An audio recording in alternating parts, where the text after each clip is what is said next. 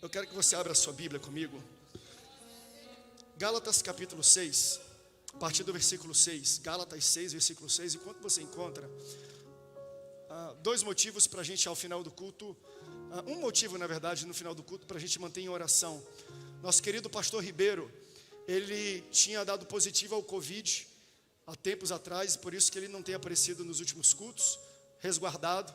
Mas aí, acho que proveniente talvez da Covid, trouxeram algumas complicações. Ele estava sentindo fortes dores abdominais e não sabia muita razão.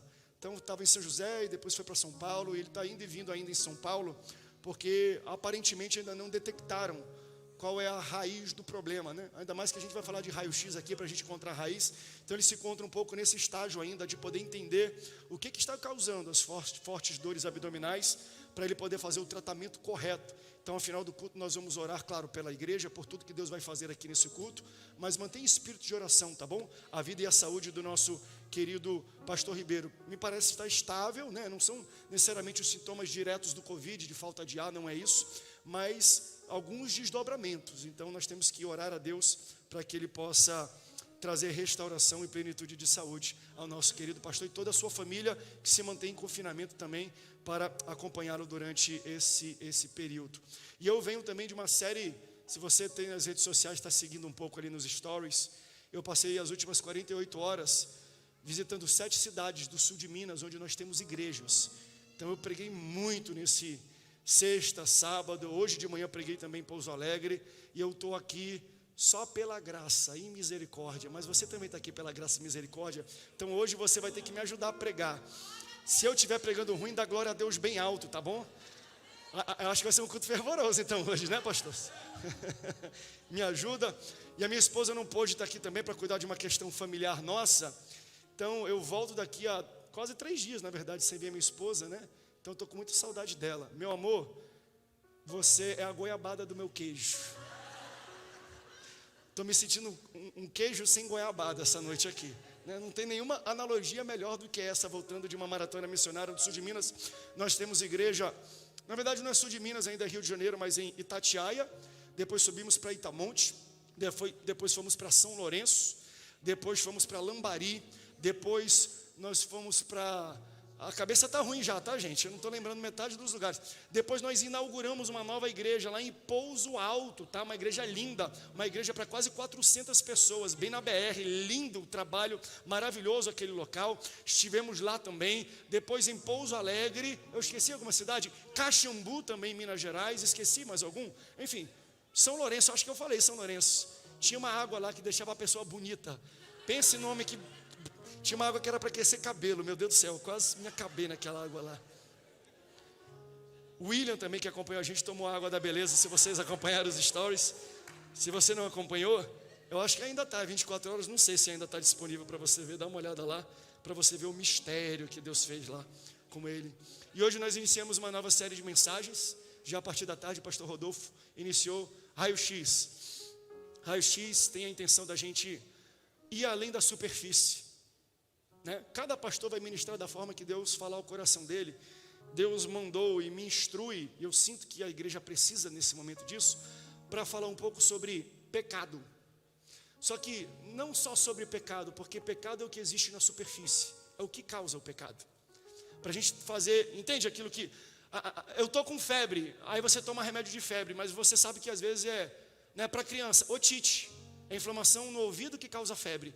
Então a gente só trata a febre, aí amanhã vem febre de novo, aí tu trata a febre, aí amanhã vem febre de novo, aí tu trata a febre. Enquanto você não tratar o que está causando a febre, você nunca vai resolver a febre. Você sempre vai tomar um paliativo. Então Deus às vezes chama a gente não para tratar só o pecado, o que é externo, não é o comportamento, mas é o que causa o comportamento. E eu quero analisar com você, eu sei, vai ser bonito, isso vai ser muito bom. E eu vou ministrar pelo menos umas 4 a 5 mensagens para me aprofundar em cima desse tema. Por isso, Gálatas, capítulo 6, a partir do versículo 6, acompanhe comigo essa leitura, diz assim, e o que é instruído na palavra, reparta de todos os seus bens com aquele que o instruiu. Não erreis, Deus não se deixa escarnecer, porque tudo que o homem semeia, ele também colhe, tudo que o homem semear, isso também ele ceifará, porque o que semeia na sua carne, da carne ceifará a corrupção, mas daquele que semeia do Espírito ceifará a vida eterna. E não nos cansemos de fazer o bem. Olha isso aqui que bonito. Porque a seu tempo ceifaremos ou colheremos, se não houvermos desfalecido. Agora pula para mim para Mateus capítulo 13, versículo 24. Nós vamos aplicar o que nós entendemos em Gálatas para a parábola do joio e do trigo, que está descrita em Mateus capítulo 13, versículo 24 em diante. Olha o que diz a palavra de Deus. Outra parábola lhes propôs, dizendo: o reino dos céus é semelhante a um homem que semeou boa semente no seu campo. Mas, enquanto os homens dormiam, veio o inimigo dele, semeou o joio no meio do trigo e retirou-se. E quando a erva cresceu e produziu fruto, apareceu também o joio. Então, vindo os servos ao dono da casa, ao dono do campo, ao dono do jardim, lhe disseram: Senhor, não semeaste boa semente no teu campo? Então, de onde é que está vindo esse joio? Sempre tem alguém para julgar aquilo que aparece na tua vida. Sempre tem alguém para meter o nariz no teu campo, na tua casa e no teu jardim, falando: vem aqui, tu não é crente, por que tu está passando por isso? Tu não vai na igreja, por que a tua casa está assim? Tu não dá dízimo e oferta lá para o pastor, lá para a igreja, por que tu está passando dificuldades? Por que isso está acontecendo na tua vida? Sempre vai ter alguém para apontar o dedo e querer mostrar. Por que está nascendo joio no meio do trigo da tua casa? Olha para a pessoa da tua direita e fala assim: meu irmão, não se meta e não coloque o seu nariz no campo dos outros. Você tem um campo para cuidar, o seu campo já é grande o bastante, o seu jardim já é o grande o bastante para você ficar metendo o seu nariz no campo e no jardim dos outros, diz o Senhor Jesus. A continuação diz assim, ó: ele, porém, por que esse joio está aí? Você não tinha plantado só trigo? Por que está acontecendo isso? Aí olha a resposta do dono do campo, do dono do jardim. Ele, porém, lhes respondeu: um inimigo fez isso. Mas os servos lhe perguntaram: queres que vamos e arranquemos o joio? Ele disse: não. Replicou ele: não, para que ao separar o joio, não arranqueis também com ele o trigo. Deixai-os crescer juntos até a colheita, e no tempo da colheita direi aos ceifeiros: ajuntai primeiro o joio, amarrai em feixes para ser queimado, mas o trigo recolhei-o no meu celeiro. Se você ama a palavra de Deus, diga: eu amo a Bíblia. Tome seu assento, por favor. Eu vou pedir 100% da sua atenção, porque início de série de mensagens é base, é sedimento. Hoje vai aparecer uma escola bíblica dominical. Hoje eu vou criar as bases para depois a gente subir o empreendimento e o edifício dessa série de mensagens. E eu preciso iniciar explicando rapidamente, passando de maneira muito resumida para você, qual é a diferença entre iniquidade e pecado. Pecado é o ato, iniquidade é o motivo. Pecado é o que você faz, iniquidade responde por que você faz. Então, quando nós vemos alguém pecando, nós temos que perguntar: o que tem por trás deste pecado? O que está motivando essa pessoa a fazer isso? Porque, infelizmente, nós somos muito bons em apontar o erro, mas nós somos terríveis em detectar por que a pessoa está errando. A gente aponta para o ato da pessoa sem se perguntar por que a pessoa está com esse ato, com esse comportamento. Ou seja, quando um comportamento aparece, sempre tem alguma coisa escondida, não visível, que está causando este comportamento. Por trás de todo o que existe um porquê. Olha o que ele fez, mas a pergunta é: por que ele fez? Porque por trás de todo fruto vistoso em cima de uma árvore, existe enterrado uma raiz que está alimentando e criando aquele fruto. Então, o que nós queremos, pelo menos eu, enquanto eu estiver ministrando para a nossa igreja, o que eu quero que você entenda? Eu quero que você comece a detectar, não o drama daquilo que é visível através do pecado, mas aquilo que te motiva a tomar as mesmas decisões e ter os mesmos comportamentos pecaminosos. Porque antes de um fruto aparecer, uma raiz foi criada e alimentou e deu início àquele comportamento ou àquele ato. Por isso, na série Raio-X, nós vamos inspecionar o que gera o ato visível e externo. Você sabe que às vezes dá dor de perna, aí você faz uma compressa ou faz uma massagem. Depois dá coceira na sua perna, aí você acha que é alergia, você compra uma pomadinha e você passa a pomada. Daqui a pouco você sente uma falta de ar, aí você fala, deixa eu pegar uma bombinha ou fazer uma nebulização. Mas eu fui pesquisar, não com um médico, fui no Google mesmo, botei lá no Google.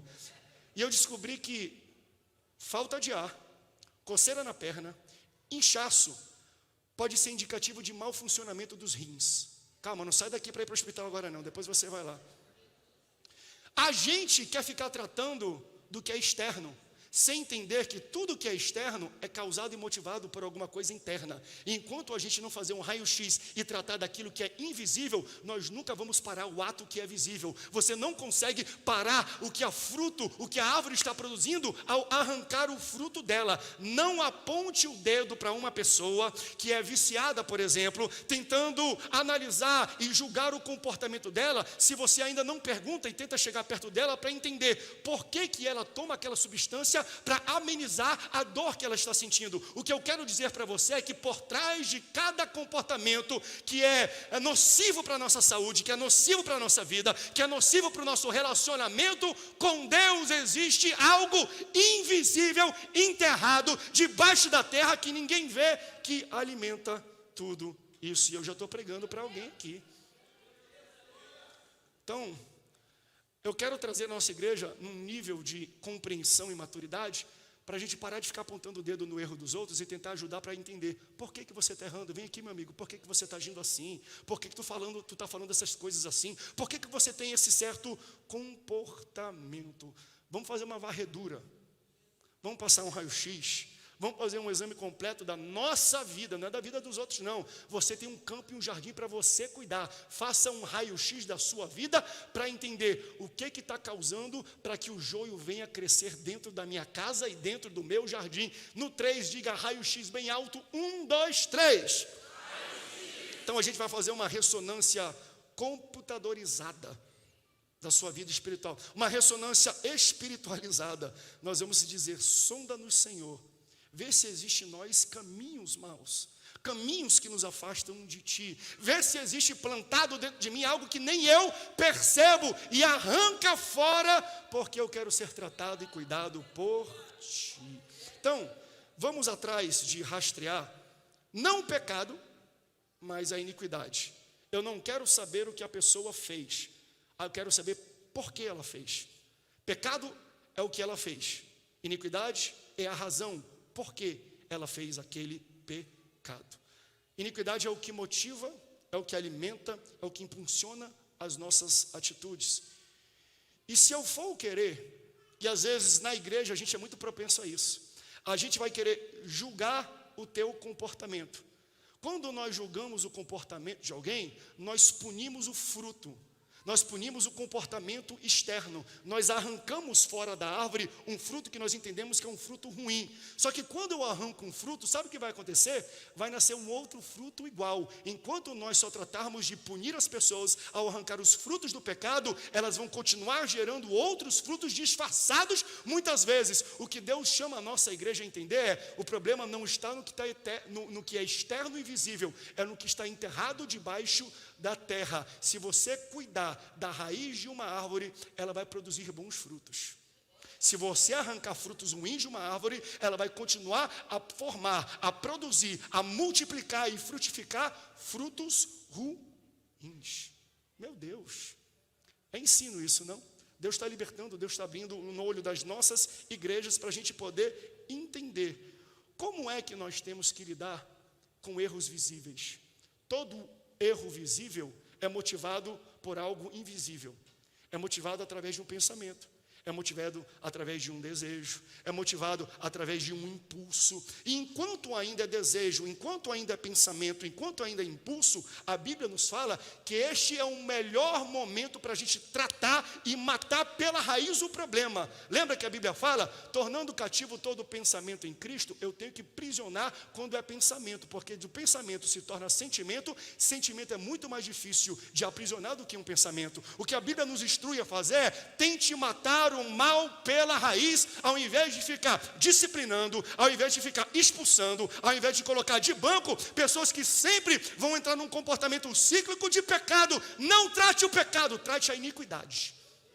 Porque é a iniquidade que dá vazão, que dá nascente, que dá vida para algo que é externo. Nós somos chamados por Cristo não para tratar o ato externo das pessoas, mas para curar elas de dentro para fora. O Espírito Santo entra na vida da pessoa e de dentro para fora ele transforma a pessoa muda o linguajar, muda o jeito de vestir, muda o jeito de falar, muda as amizades, muda os ambientes, mas isso não pode ser tratado de fora para dentro. É do invisível para o visível. Quem está entendendo, diga, eu estou.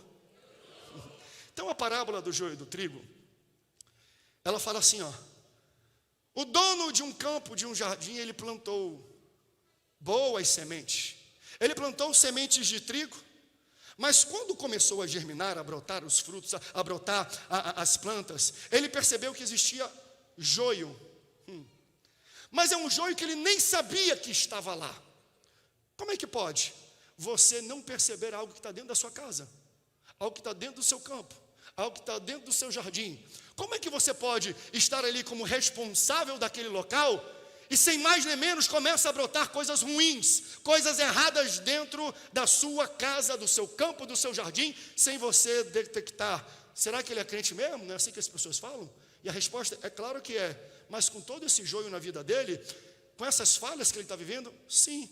Sabe o que eu acho bonito? Que quem conta essa parábola é Jesus, e ele fala assim: o reino de Deus é assim. Como é que é o reino de Deus? O reino de Deus é como um campo que você planta boas sementes, mas quando vai crescer, aparecem coisas ruins e boas no mesmo local.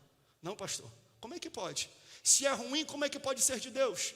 Davi, para mim, é o melhor exemplo personificado desta parábola. Davi, desde a sua infância, ele era marginalizado e esquecido pela sua família. Basta você lembrar quando o profeta Samuel vai na casa de Jessé, pai de Davi, ele vai na incumbência de levantar o novo rei de Israel. Quando ele chega lá, todos os irmãos de Davi estavam na casa, vestido com cabelo partido no meio e gel, esperando cheirosinhos, o profeta chegar e falar: é você. Onde que Davi estava? Esquecido, atrasado, lá no campo, rejeitado. Ele era café com leite, ninguém contava com ele. Quando o profeta chega, ele acha que é desde do irmão mais velho até a última pessoa que está ali. Deus falando: não é esse, não é esse, não é esse, não é esse, não é esse. E ele fala: acabou, Senhor. Ele: tem mais um? Tem, está onde? Está lá no final, está lá no meio do campo, está lá esquecido. Você entende essa atmosfera? Em que ambiente o menino Davi cresceu? Desde a sua infância foi rejeitado pela própria família. E você sabe que uma criança, quando sofre essas coisas, ela não tem controle sobre a guarda do seu campo e do seu jardim. São sementes que foram lançadas desde a infância, sementes de rejeição, sementes que diziam: você não presta, você não vale nada, você não faz parte com a gente, você não vai dar em nada no futuro. E eu sei que muita gente cresceu com esse tipo de semente sendo lançada dentro da sua própria casa. E aí ele fala: chama esse rapaz aqui. Quando ele chega, ele fala: esse aqui que é o rei de Israel. O profeta, ele unge Davi rei de Israel, mas Davi era rejeitado pela sua própria família. Uma semente ruim foi lançada no campo, sem talvez ele perceber, porque ele era criança, ele não tem defesa contra essas coisas. Então, o rapaz que cresce marginalizado e excluído, agora é o rei de Israel. Só que sementes ficam escondidas, ficam enterradas, e quando a gente menos percebe, elas germinam e brotam. E elas começam a mostrar um pouco da sua cara. E ela começa a mostrar um pouco da sua influência. Daqui a pouco, aquele rapaz que era rejeitado na sua casa, se torna um rei de Israel. Ele começa a mostrar comportamentos não tão bons. Ele começa a mostrar consequências de sementes erradas. De onde é que vem isso? Por quê? Porque ele primeiro adultera, depois ele faz uma conspiração de assassinato para matar alguém, e tudo isso está acontecendo na vida dele, e a vida dele se torna uma grande bagunça. E enquanto a vida dele está uma grande bagunça, é nesse tempo que Deus fala assim: esse é um homem segundo o coração de Deus. Pastor, como é que pode, pastor? O cara conspirou para assassinar uma pessoa, o cara é adúltero, e chamam ele de um homem segundo o coração de Deus? Como? Porque o reino de Deus é como um campo de trigo, mas que tem pessoas que jogam o joio, e o joio cresce junto com o trigo, as coisas boas germinam junto com as coisas ruins, e às vezes a gente não tem nem controle daquilo que as pessoas fazem com a nossa vida. Como é que pode um homem que errou, como é que pode um homem que pecou ser chamado segundo o coração de Deus? Davi, para mim, exemplifica um campo de trigo que tem joio nascendo junto. E o que o Senhor Jesus está falando na parábola é: o reino de Deus é assim. Ele é feito de pessoas boas, de jardins bons, de campos bons, mas no meio tem umas sujeiras, no meio tem joio, no meio tem coisas erradas, no meio tem uma distração, no meio tem uma iniquidade. E Deus quer nos ensinar, através dessas ministrações, a gente entender como é que eu guardo o meu campo, como é que eu blindo o meu jardim para não ser atacado por sementes do nosso inimigo. Eu quero lembrar você, esse homem da parábola, ele lançou sementes boas, mas na hora de colher, ele tinha que colher joio. Ele plantou o trigo, e quando ele foi colher, ele viu que tinha que colher joio junto. Em Gálatas capítulo 6, versículo 9, que nós já lemos, diz assim, você irá colher o que plantou, se não desfalecer, se não relaxar, se não desanimar.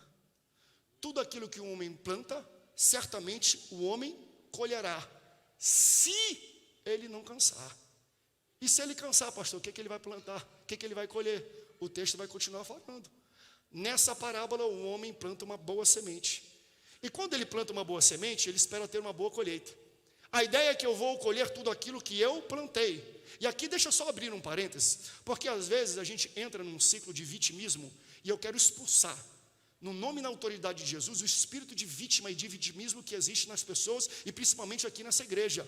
Porque às vezes no passado uma semente ruim foi semeada na sua vida, e hoje você não quer que as pessoas criem expectativa em você para nada. Você fala, quando eu tinha 15 anos atrás, hoje eu tenho 38, mas 15 anos atrás fizeram isso aqui comigo, então não espere nada mais de mim não. Saia desse mundo de vítima, desse ciclo de vitimismo. Não é porque alguém plantou algo ruim lá atrás que hoje você não presta. O que o Senhor está falando é: vai ter uma colheita, eu arranco o joio, eu coloco fogo e eu te purifico. Pare de viver no passado, porque quando eu vivo num ciclo de vítima, eu sempre vou me aproximar de pessoas que vão alimentar o meu sentimento de coitadinho. É verdade, né? Lá atrás te rejeitaram, né? Ninguém vale nada, ó mundo, ó céus, os meus ossinhos estão tão cansadinhos. Aí você vira vítima de algo que aconteceu há 11 anos atrás. Até hoje, eu converso com pessoas e falo: pastor, eu não consigo trabalhar, eu não consigo achar um emprego. Por quê? Porque há 30 anos atrás, pastor, ele me deixou. Até hoje eu estou orando para ele voltar para a minha vida. Eu fui rejeitada por ele. Eu fiz até uma campanha assim, pastor, durante todo o aniversário de 81 anos, eu fui no monte todo dia para que ele voltasse. Falei: é mesmo, irmão? Você se separou dele quando? Foi mês passado? Ela falou: não, foi há 20 anos atrás. Aí você: minha irmã, ele já é avô e você ainda está orando por ele? Para com isso. Deus tem uma nova semente de bênção para a sua vida. Pare de viver com os erros do passado, preso naquilo que aconteceu lá atrás. Pare de vitimismo em nome de Jesus. Às vezes pessoas são mandadas embora, é porque acordou tarde, não é porque alguém fez algo com você há 11 anos atrás, não. Você tem que acordar um pouco para a vida. Eu sei que tem pessoas que têm sequelas, eu sei que tem pessoas que têm ranhuras no sentimento, na alma, mas o que eu estou falando é que o Deus do campo, o Deus do jardim, cuida de você. Pare de viver com aquilo que foi plantado lá atrás. Deus lança uma nova semente na sua vida, em nome de Jesus. Mas olha que interessante, porque esse texto ele nos leva a pensar uma dimensão ainda mais profunda. Porque quando eu erro, eu sei que eu vou ter que lidar com as minhas consequências. Quando eu falo besteira, eu sei que eu vou ter que lidar com a besteira que eu falei. Quando eu tomo decisões erradas, eu sei que vai ter uma consequência para a decisão que eu tomei. Mas esse homem não tomou decisão errada. Ele plantou boa semente, mas ele tem que colher a semente que outra pessoa plantou na vida dele. Ele tem que viver com a consequência de uma semente que foi lançada por alguém maldoso que queria criar mistura dentro do seu jardim. E a vida nossa, daqui para frente, ela é definida por isso. Ela é definida pela forma como nós nos damos, como nós nos relacionamos, não com as sementes que nós necessariamente plantamos, mas com as sementes que outras pessoas plantam contra a nossa vida. Porque se eu erro, eu vou levantar o peito e falar assim, eu vou lidar com as consequências do meu erro, mas a vida não é sempre assim. Às vezes você vai ter que lidar com a consequência do erro de uma outra pessoa, que foi até o seu jardim e muitas vezes lançou uma semente que nem você soube, que nem você percebeu. Daqui a pouco você se vê na vida e fala, por que eu estou aqui? Como é que eu vim parar aqui? Como é que eu cheguei nesse estágio? E muitas vezes você chega nesse estágio não pelos seus próprios atos, mas pelo ato de outra pessoa. Mas pelo sangue de Jesus e a autoridade que Ele derrama sobre mim nesse momento, eu sinto uma unção onde Deus está quebrando o espírito de vitimismo, o espírito de joio, o espírito que te prende de coisas que foram feitas contra a tua vida, contra o teu passado e contra a tua história. Eu acho que durante essa série de mensagens, Deus vai curar a alma de muita gente. Porque, pastor, lá atrás fizeram isso comigo, lá atrás fizeram aquilo comigo, lá atrás, e às vezes, a vida, a gente fala, a vida é injusta às vezes, a vida é assim, às vezes você vai ter que colher e limpar a sujeira de outra pessoa, ou que outra pessoa plantou na sua casa, na sua vida, no seu jardim, ou no seu campo. Mas, pastor, isso não é justo, mas é a vida. E Deus está te dando autoridade, sabedoria e poder. O Espírito Santo dele está te conduzindo agora para você entender. Isso aqui não foi eu que fiz não, mas já que está no meu jardim, eu tenho a responsabilidade, não a culpa por isso, mas a responsabilidade de arrancar isso fora no dia da colheita, jogar no fogo e manter dentro da minha casa só o que tem de trigo, só o que tem plantado de bom. Então tudo que fizeram contra você e tudo que você fez errado contra você, você vai juntar, colocar no mesmo saco e jogar no mar do esquecimento, entregar para Deus e falar, Senhor, me cura, Senhor, me cuida, Senhor, me sara, Senhor, eu não consigo conviver com coisas que os outros fizeram contra a minha vida. Mas a vida, ela é determinada não necessariamente por como nós lidamos com os nossos erros, mas como nós nos comportamos quando alguém lança uma semente, lança uma sujeira contra a nossa vida. E aí fala assim, vem aqui, você não plantou semente boa? Aí sabe qual foi a resposta dele? Fenomenal. Ele falou assim, ó, um inimigo fez isso. Não é a minha culpa. É tão difícil a gente lidar com essa verdade. É tão difícil a gente às vezes se blindar daquilo que alguém externo pode fazer na nossa vida. E eu quero tentar, através da palavra de Deus, dar para você recursos, dar para você defesas, para você fechar o seu jardim, para você blindar o seu campo, para você fechar para pessoas indesejadas. Pastor, como é que eu me blindo, como é que eu me protejo de tudo isso? Porque lá em Gálatas, capítulo 6, diz que tudo aquilo que um homem planta, certamente ele colherá. Mas quando é que eu tenho que colher o que eu não plantei? Como é que eu faço? Esse homem vai colher o joio e quando ele chega lá, ele fala, isso aqui fui eu que plantei, isso aqui fui eu que fiz, mas isso aqui não fui eu não. Quantos já se encontraram nessa situação? Dentro da sua vida, dentro da sua casa. Isso aqui eu fiz, mas isso aqui eu não fiz. Por que eu estou sofrendo com algo que outras pessoas fizeram? Não é justo, mas Deus está te dando um espírito intrépido, Deus está te dando autoridade, Deus está te ajudando, Deus está te levantando, Deus está te instruindo, Deus está te informando para você, mesmo quando não é o seu erro, pegar, arrancar fora, tirar para fora do seu jardim, da sua casa, da sua vida, da sua família e colocar no fogo, porque aquilo não pertence dentro da sua casa. Pode até ter sido plantado, pode até querer mostrar um pouco da cara, mas ele não vai crescer enquanto eu estiver dentro dessa casa, enquanto eu for o pai dessa família, a mãe dessa família, enquanto eu for o profeta dessa casa, o sacerdote desse lar, nenhuma iniquidade vai se transformar em pecado em nome de Jesus. Aleluias. Mas a crise vem querendo paralisar a gente quando ela cresce. Mas o mesmo texto de Gálatas, capítulo 6, versículo 6, dá para a gente o início de uma mudança de postura para a gente começar a mudar a nossa mentalidade e proteger o nosso campo e proteger o nosso jardim.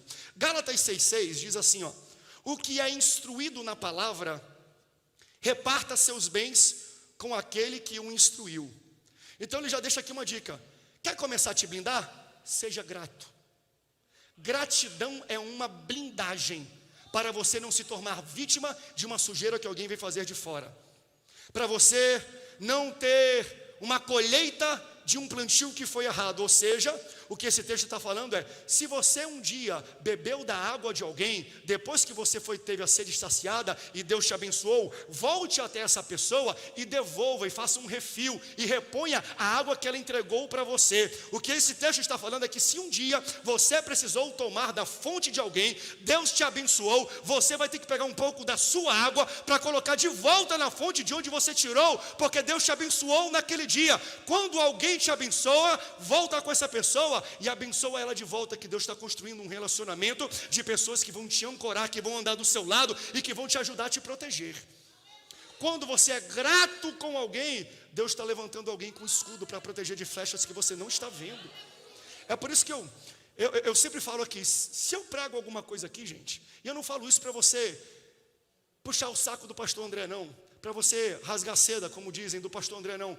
Mas se eu pregar alguma coisa essa noite ou durante a semana, qualquer um dos pastores que abençoou a tua vida, que saciou a tua sede, manda para a gente uma mensagem, dando testemunho de cura, de vitória, de transformação na tua vida. Porque eu estou, gente, há 72 horas, eu preguei em 7 igrejas diferentes, em 7 cidades diferentes, e eu estou pregando ainda na 8ª aqui hoje. Eu estou vazio aqui nesse local. Tudo que eu preciso é, no final desse culto, que você pegue um pouco da água que você bebeu e fala: pastor, deixa eu te encher de volta, porque domingo que vem tem outro culto, e eu preciso ter água para dar para você. Então, quando você abençoa alguém que te abençoou, Deus está levantando pessoas para andar do teu lado e para te proteger de pessoas indevidas que querem lançar uma semente ruim na sua vida. Gratidão vai impedir que você seja vítima de coisas desavisadas. Vai levantar pessoas que vão falar: ó, estão falando de ti ali, quiseram te queimar, mas eu não deixei não. Por quê? Porque um dia você saciou a sede dessa pessoa, e Deus está levantando essa pessoa para ser uma bênção na sua vida. Eu profetizo, Deus vai colocar pessoas do seu lado que vão ser um escudo, que vão ser um esteio, que vão ser proteção contra as sementes ruins que querem lançar na sua vida. Aleluias. Outra lição que eu aprendo aqui, para eu ter proteção, para eu blindar o meu campo, o próximo versículo, Gálatas 6, capítulo 6, versículo 7. Olha o que está escrito. Isso aqui é muito importante, isso aqui é ensinamento. Porque tudo aquilo que o homem semear, isso também ele colherá, ou isso também ele ceifará. Porque tudo aquilo, repita bem alto, tudo aquilo, tudo aquilo, tudo aquilo, tudo aquilo. O contexto do versículo da história é plantio e colheita. Então você vai ter que entender o seguinte: qual é a semente daquilo? Porque tudo aquilo que você plantar, você vai colher. O que é aquilo que você deseja de Deus? O que é aquilo que você está pedindo para Deus? Sabia que existe uma semente para aquilo? O que é que você ora e busca de Deus incessantemente, dia e noite? Existe alguma coisa que aqui nós estamos chamando de aquilo. Para todo aquilo existe uma semente. E você tem que entender qual é a semente para aquilo que você quer que Deus faça na sua vida. Existe uma semente para aquilo. Por exemplo, uma pessoa fala: pastor, eu estou precisando ter uma colheita de prosperidade financeira, dinheiro, então eu vou fazer uma campanha de oração no monte para Deus me abençoar. Pode orar o quanto você quiser. Se você não for dizimista e ofertante, nunca vai brotar e você nunca vai colher dinheiro, porque a semente da prosperidade financeira é dízimo e oferta, não é oração. Calma aí, pastor, quer dizer que a oração não funciona? Funciona, uma vez que você plantar. Uma vez que você semear, semeou na igreja, semeou na casa do Senhor, semeou na vida de alguém, ora, porque a oração vai fazer acelerar, potencializar e multiplicar. Mas você nunca pode esperar ter uma colheita de algo que você nunca plantou. Se você nunca plantou financeiramente, como é que você vai esperar uma colheita financeira? Se você quer uma colheita para aquilo, você tem que plantar aquilo. Se você quer uma colheita de dinheiro, você tem que plantar dinheiro. Eu sei que isso às vezes é perturbador da gente entender. Ah, pastor, eu estou precisando de um namorado, de uma namorada. Na verdade, pastor, eu não tenho nem amigo. Parece que o diabo está se levantando furiosamente contra a minha vida. Está metendo o diabo ainda no meio. A minha pergunta para você é: ei, a semente, a colheita para ter amigos é ser amigável.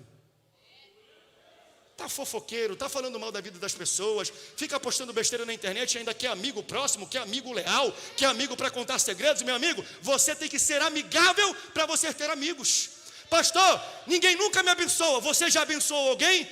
Não tem como você colher se você não plantar antes. Pastor, ninguém nunca me convidou depois do culto para comer uma pizza, pastor. Meu irmão, você já comprou uma coxinha para alguém ali na frente? Porque tem gente que é assim, ninguém nunca me convidou. Ué, mas você já convidou alguém? Se você quer ser convidado por alguém ao final do culto para você comer pizza e se tornar amigo dessa pessoa, vai lá fora primeiro e paga uma coxinha para ela. Paga uma Coca-Cola para ela. Leva ela ali no McDonald's rapidinho. Não, McDonald's é ruim, vai fazer uma para a tua saúde. Tem tanto restaurante de irmão aqui que é bom. Leva lá primeiro, porque se você planta no restaurante, alguém vai te levar para o restaurante. Posso ouvir um glória a Deus? E a gente culpa o diabo ainda, né? Nós nunca vamos ter uma colheita daquilo que a gente nunca plantou, gente.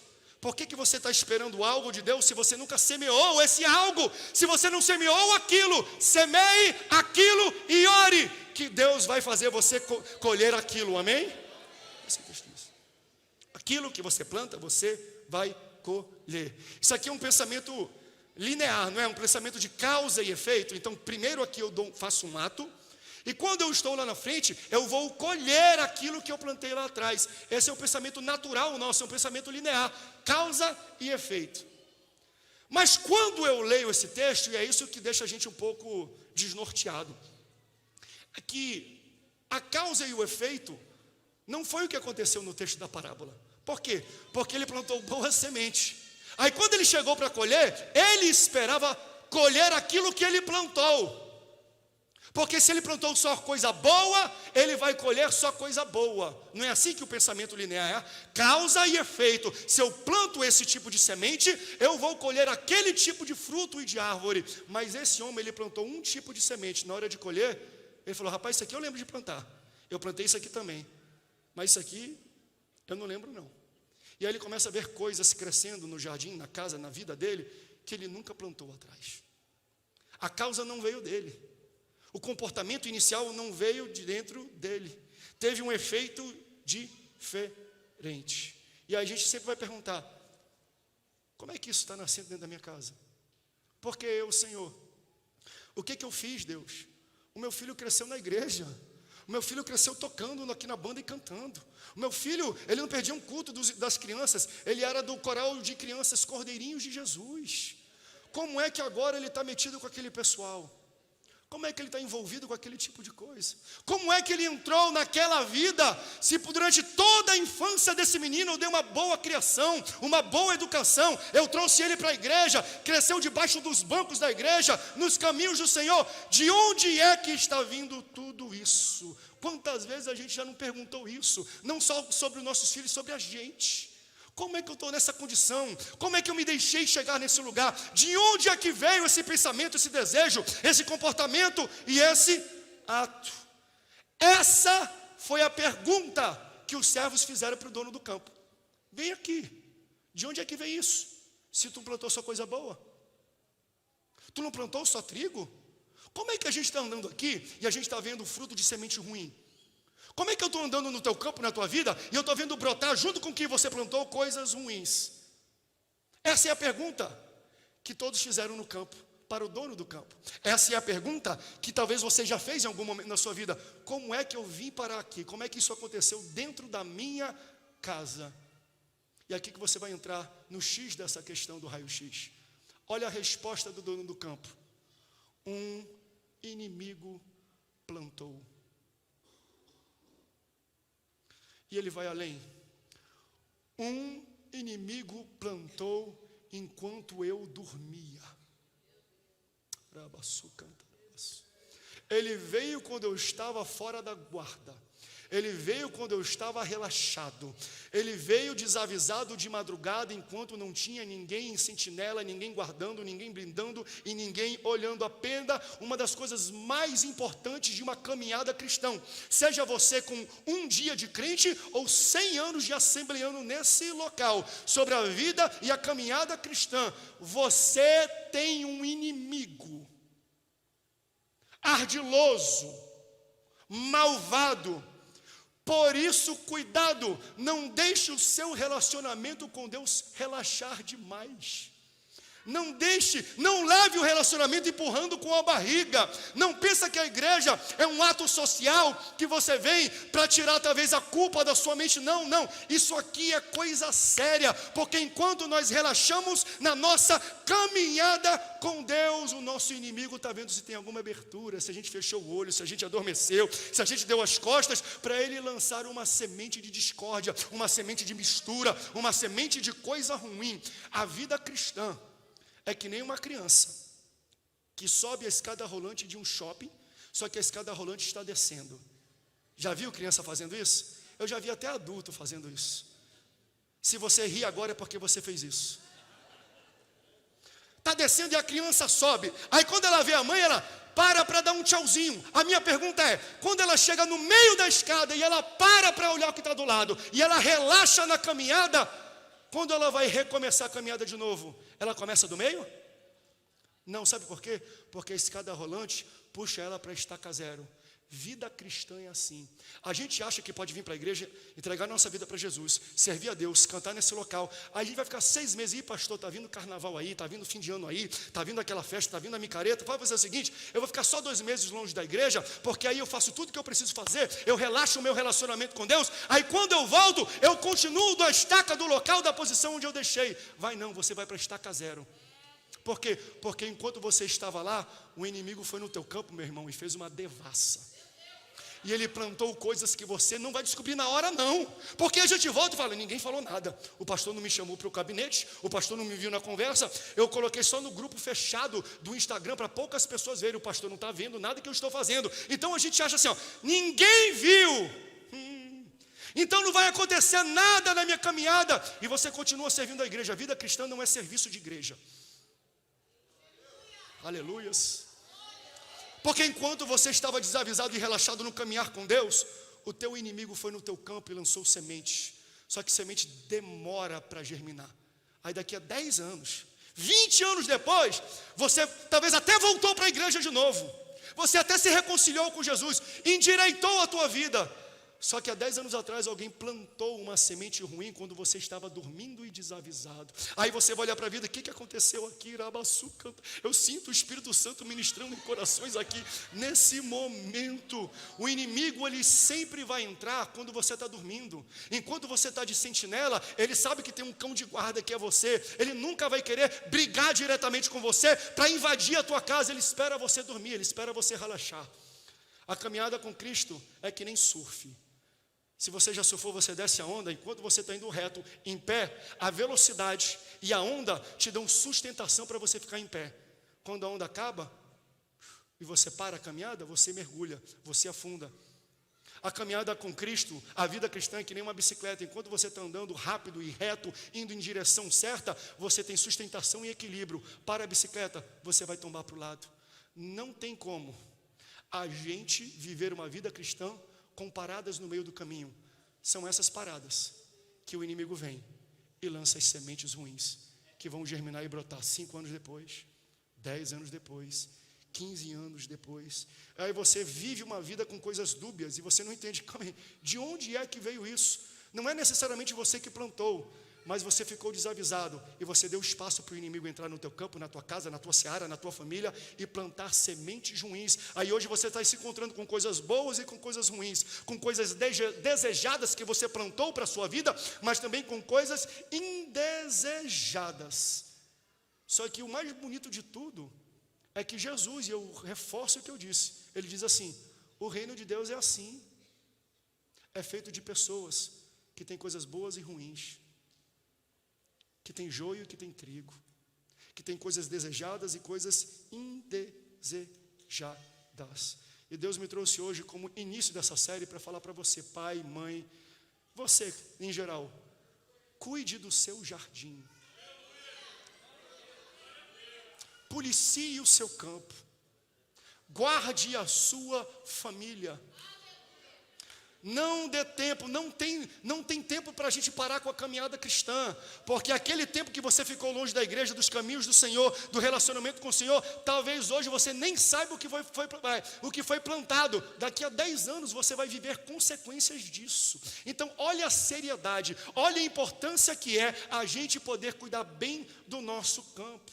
Em 1 Pedro capítulo 5, versículo 8 diz assim, ó, o diabo, vírgula, o inimigo de vocês, ele anda ao derredor como um leão, rugindo, procurando quem ele possa devorar. Mas você tem que entender que se ele ruge, se ele faz barulho, ele me acorda e eu estou na frente e falo, não vou deixar o leão entrar aqui não. Porque se o diabo vem fantasiado de diabo, a gente não deixa entrar na nossa casa. Mas quando chega na parábola, ele fala, ele não é leão não, ele chega desavisado, de noitinha. Ele chega caladinho, ele não ruge não, ele espera você ficar displicente. Ele espera você relaxar com Deus. Relaxou com Deus, ele lança uma semente, ele vai embora e você nem sabe que foi lançada. Só quando começar a germinar e ter problema dentro de casa, problema dentro da igreja, problema dentro do campo, problema dentro da vida. O ruim da gente não ter guarda-apóstolos é que quando alguém lança uma semente ruim na nossa vida e no nosso campo, a gente só vai entender na hora da colheita, quando começa a dar errado, quando começa a bater a cabeça, quando começa a retroceder, quando começa a dar confusão dentro da nossa casa. E às vezes o texto até diz, não tem como arrancar não, tem que esperar o tempo da colheita. Eu vou ter que viver o ciclo completo daquela planta, daquilo que foi germinado, daquilo que foi plantado na minha casa, por mais que eu não tenha visto. Quantos estão entendendo essa palavra, gente? Então, meus irmãos, o diabo é o nosso inimigo. Na vida cristã nós temos um inimigo ardiloso. O que ele quer? Ele está esperando um momento que você vai esfriar na fé, que você vai baixar a guarda, que você vai relaxar. Não é isso que aquele texto em Gálatas 6, capítulo 6 diz? Todo aquele que planta vai colher, se ele não desfalecer. O problema é que às vezes a gente desfalece. É nesse gap de tempo que uma semente é lançada, e a gente vai ter que viver com as consequências daquilo que foi lançado na nossa vida, nem sendo a nossa culpa, no sentido de enviar, de fazer o erro de lançar aquela semente no nosso campo. E ele está agindo hoje assim. Pode tocar um fundo para mim, por favor? Hoje o diabo, ele age assim. Ele não age tanto como um leão, mas não, hein? Ele não aparece, eu sou demônio, não aparece mais assim, não. É quando a gente relaxa que ele entra na nossa casa. Ele entra na nossa casa pelas músicas que entram na nossa casa. Ele entra na nossa casa pela programação de TV que entra na nossa casa. Ele entra na nossa casa pelas pessoas que nós permitimos entrar na nossa casa.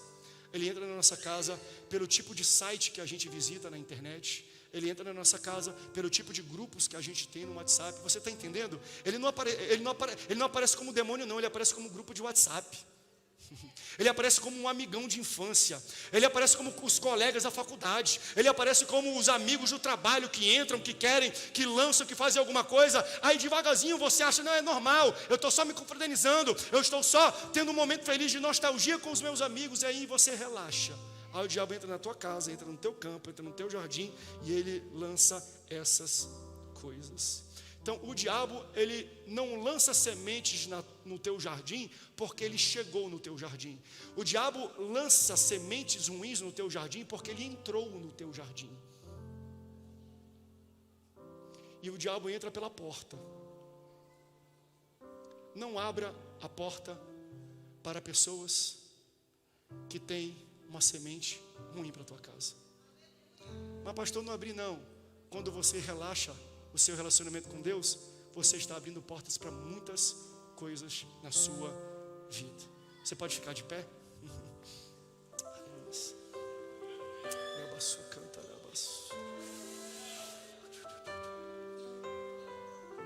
Cuide do seu jardim, cuide da tua casa.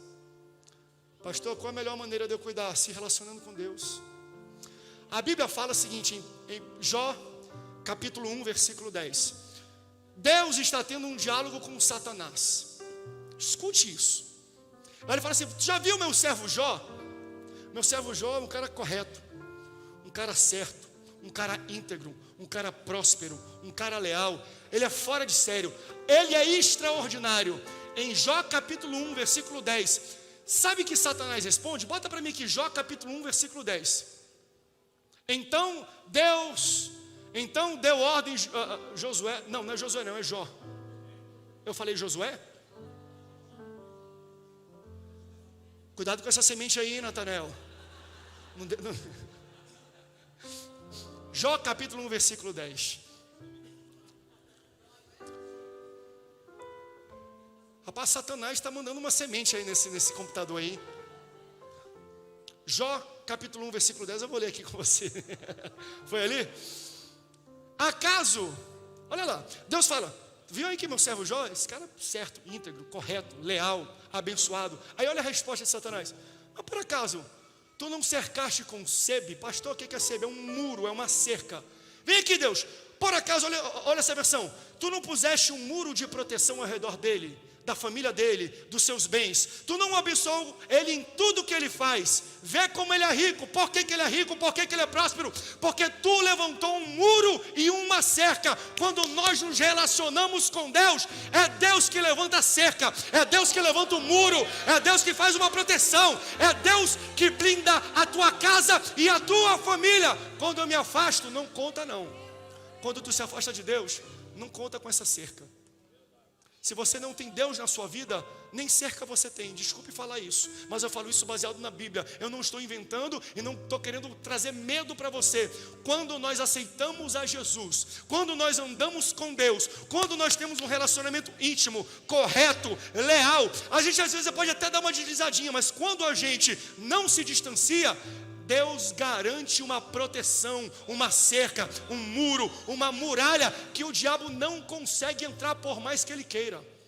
Sabe por quê? Porque se ele cita que Jó tem um muro, isso denuncia que ele já tentou atacar Jó antes e não conseguiu por causa do muro. Como é que ele vai saber se tem um muro se ele nunca tentou entrar na vida de Jó? E muitas das coisas de quem está debaixo do sangue de Jesus, 99,9% das coisas que Deus te livra você nem sabe, porque tem um muro do sangue de Jesus sobre a tua vida. O diabo até tenta te atacar, mas existe uma barreira que não deixa ele atacar. Olha que bonito isso. O povo sai do Egito, gente, e vai até a terra prometida. Quando eles chegam, para você entender qual é a analogia da proteção de Deus, do sangue de Jesus, é o sangue de Jesus sobre a sua vida que faz essa proteção e esse muro. Moisés tira o povo do Egito, e aí vem Faraó querendo o quê? Atacar eles. Então o problema do passado está voltando para querer aniquilar a vida deles. Aí Deus fala, não, mas vocês vão ter uma nova aliança comigo. Eu tenho um novo projeto para vocês. Eu tenho uma nova programação para a vida. Eu já arranquei vocês da garra de quem semeou coisa ruim e eu vou levar para a minha terra prometida. O que Deus faz? Deus abre o mar vermelho e eles passam. Quando eles passam, vem o exército querer matar eles, ele fecha de novo o mar vermelho, porque quando o sangue também vermelho foi vertido na cruz, ele criou uma barreira. Toda vez que o teu inimigo vai te atacar, ele morre no sangue de Jesus. Ele morre nas barreiras do mar vermelho. Ele não consegue te alcançar, porque quem está debaixo desta aliança tem a proteção da aliança. Não saia dos propósitos, não saia do centro da vontade de Deus. Sabe por quê? Porque Deus te protege, porque o que Deus faz é proteger a vontade dele. Ninguém mexe na vontade de Deus. Então existe uma proteção divina sobre a vontade de Deus. Se você está no centro da vontade de Deus, você tem a proteção da vontade. E ninguém consegue, mas quando você sai da vontade de Deus, não conte com essa proteção. Guarde o